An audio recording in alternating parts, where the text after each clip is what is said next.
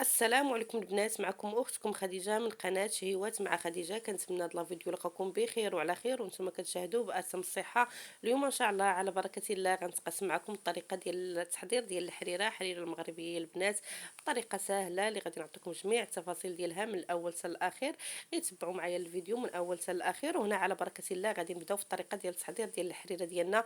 هنا كناخذوا واحد طنجره ديال الضغط، غادي نديروا فيها الحمص اللي كيكون عندنا مرقد الليله كامله. وهنا عندي واحد 3 د الحبات ديال المطيشه اللي كنكونوا حكوناهم في الحكاكه الرقيقه. هنا البنات الا استعملتوا الكميه كثيره ديال الحريره، وبطبيعه الحال راه كنديروا الا درنا كميه كثيره ديال الحريره كنديروا مطيشه بالزيت. ويستحسن اننا نسلقوا مطيشه في الاول وكنطحنوها في الميكسور، هي والبصله كنسلقوهم في الاول وكنسلقوا وكنطحنوهم في الميكسور باش ما كتعطيش ديك الحموضه في الحريره. انا غير الكميه قليله ديال الحريره اللي درت، وكنضيف عليه واحد البصيله اللي كتكون صغيره كنكونوا مشلضينها مزيان.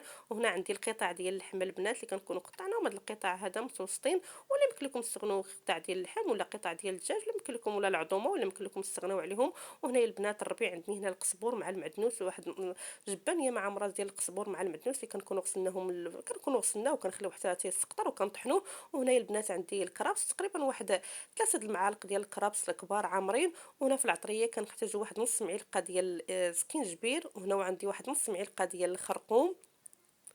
وهنا عندي واحد 4 معالق ديال الابزار كبيره، القياس بالمعلقه الكبيره موضح لكم في الفيديو. وهنا عندي غير واحد راس معلقه ديال القرفه البنات، ما كنكثروش القرفه بزاف، غير واحد راس معلقه.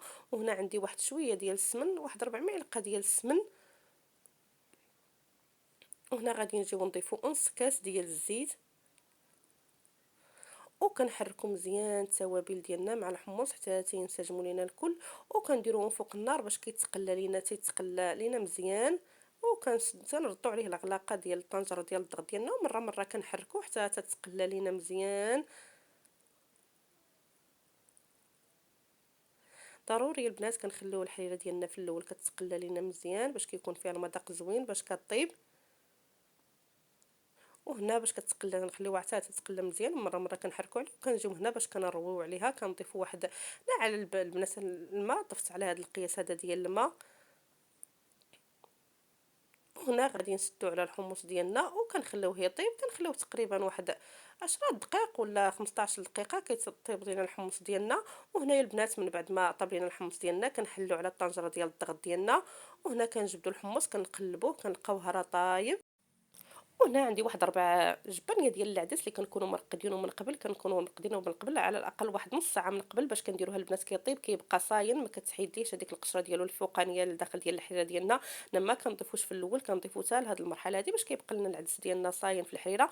وعندي هنا واحد الكاس ديال الدقيق اللي كنضيف ليه 2 كيسان ديال الماء وكنطربهم مزيان. وكنخليو الحريره ديالنا تتبان لنا راه هذاك الرغوه ديال الحريره ديالنا راه طاب، راه كيتبقبق مزيان. عاد كنجيو كنضيفو ليه الدقيق في هذه المرحله هذه يا البنات.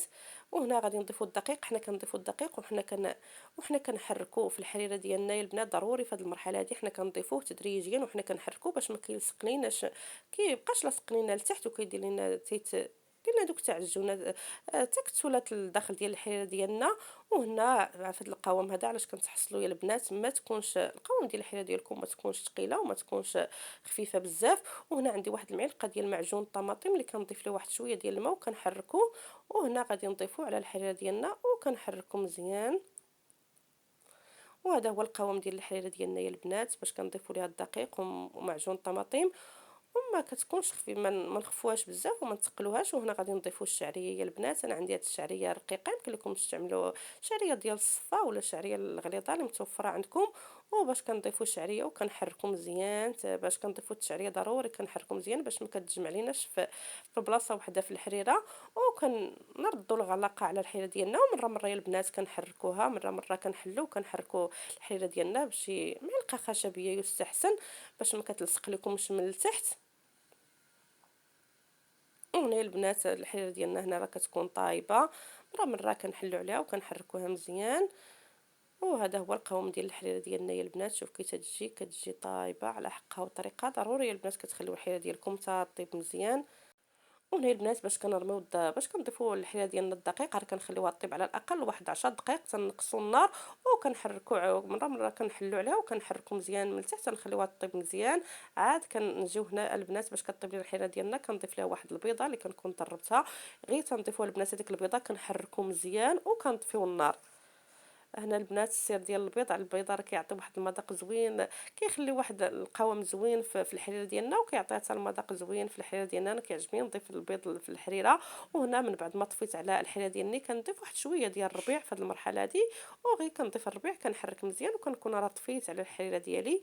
وهذا هو الشكل النهائي ديال الحريره ديالنا يا البنات، راه كتجي واحد الحريره اللي كتجي فيها واحد المذاق يا سلام. وغير الشكل ديالها البنات راه كيشهي. وهنايا البنات من بعد ما طبت لينا الحليله ديالنا جيت هنا قدمتها في الصحن ديال التقديم.